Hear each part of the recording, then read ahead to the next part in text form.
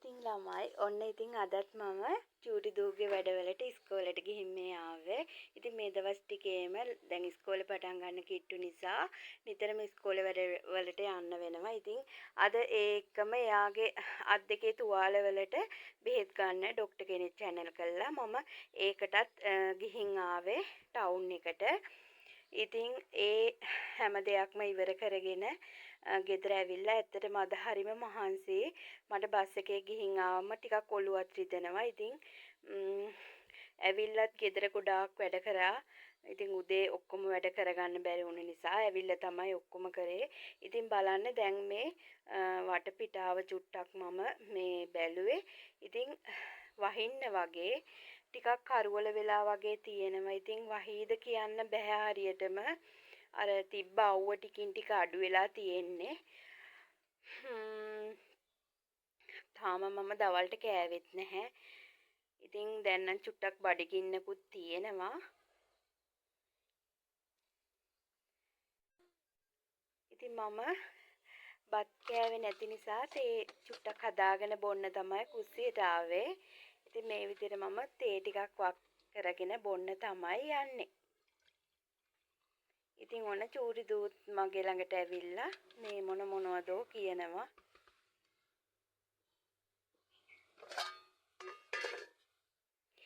ඉතින් ළමයි තාම අපේ ලොකු පුතා ගෙදර ඉන්නවා.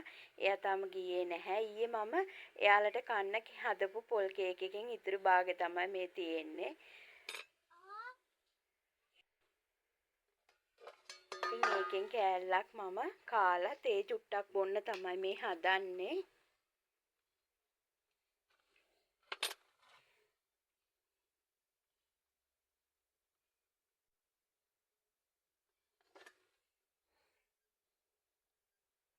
මම මේ වගේ කෑලි දෙකක් ගත්තා. දෙකක් ගත්තට මම මෙච්චර කන්නේ නැහැ. මට මෙච්චර කන්න බෑ.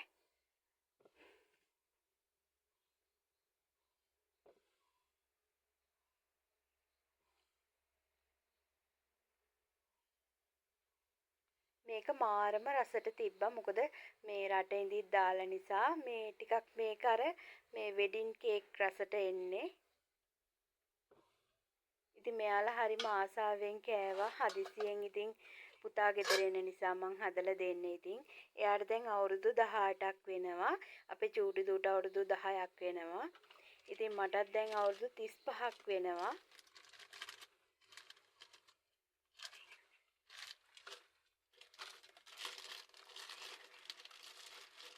ඉතින් මම බිස්කට් එකකුත් ගත්තා මේ වෙලාවේ. මට මම මේ බිස්කට් එකට ගොඩක් ආසයි. අර අන්නාසි රස එන්නේ මේ බිස්කට් එකෙන්. ඉතින් ඒන් එකකුත් කාලා මම ආපහු තේ ටික බොන්න ගත්තේ. දැන් ඉතින් චුට්ටක් මට ඉන්න පුළුවන්. මොකද බත් කන්න ඕනේ නැහැ. මේ තේ ටික බිව්වම පැයක් විතර මට ඉන්න පුළුවන් තව.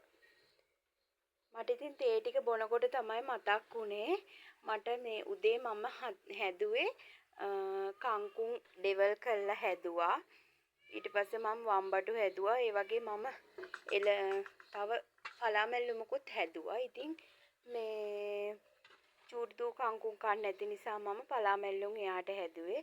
ඉතින් ඒකේ ඉතුරු අර නටු ටික මම තියලා ගියේ උදේ. ඉතින් ඒ ටික මම දැන් ඉඳ ගන්න තමයි මට මතක් වෙච්ච වෙලාවේ මම මේ හදන්නේ. ඉතින් මම මේ පෝර පස් එකකුත් හදලා තිබ්බේ කොම්පෝස්ට්. මේක මේ නිකන් මේ කපලා ගත්ත පස් එකක් නෙමෙයි. මේක මම මකුතල කොළ ගොම එහෙම දාලා හදාගත්තපු කොම්පෝස්ට් එකක් තමයි මේ.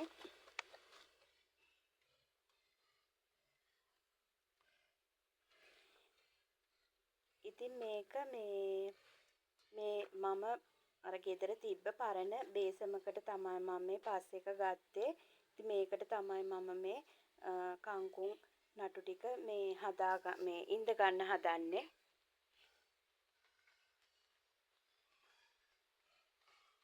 ඉතින් ළමයි මම මේ වැඩේ කරන්න ගත්තට පොඩි පොදක් එනවා. ඉතින් බලන්න මේ සුදු නෝනා මේ වැස්සේ මාර බලන්නකෝ එළියට වෙලා ඉන්න හැටි එන්න කිව්වට එයා එතෙන්ටම වෙලා ඉන්නවා. ඒක එයාට ගාණක් නෑ වගේ. ඉතින් මම නම් මේ ටිකක් වැස්ස අඩු වෙනකන් හිටියා.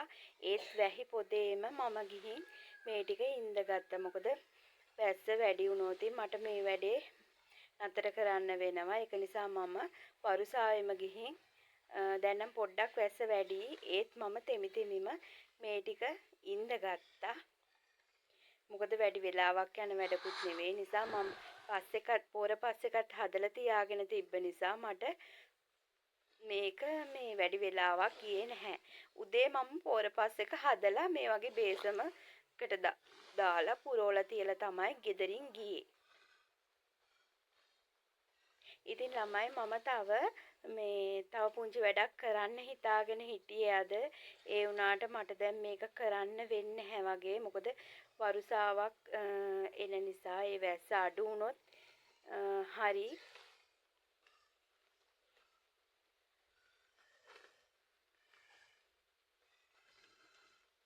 ඇත්තටම දැන් නම් මම මේ තෙමෙනවා. මොකද මේ වැස්ස චුට්ටක් වැඩි වෙලා තියෙන්නේ.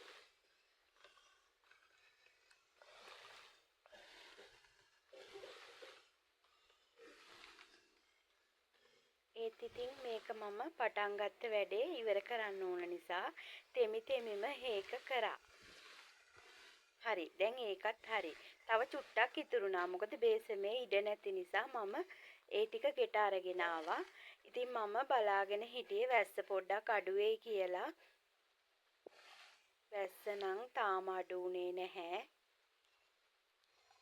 ඉතින් මම මේ පෙන්නන්නේ ඔයාලට මම ඉඳගත්ත කංකුම් ටික, කංකුම් නටු ටික. ඉතින් ළමයි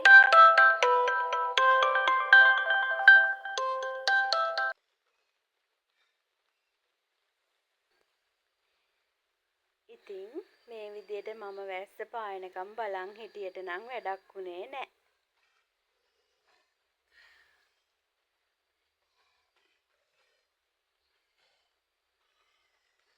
ඉතින් මම හිතාගෙන හිටපු ඉතුරු වැඩ ටික නම් අද කරගන්න බැරි වෙනවා. මොකද මම තව බතල වගයක් දඬු වගයක් ගෙනාවා. ඒ ටික මට හිටව ගන්න මම කන්දකුත් හදාගෙන තිබ්බේ. ඉතින් ඒකත් දැන් වරුසාවේ ඉඳ ගන්න බෑ.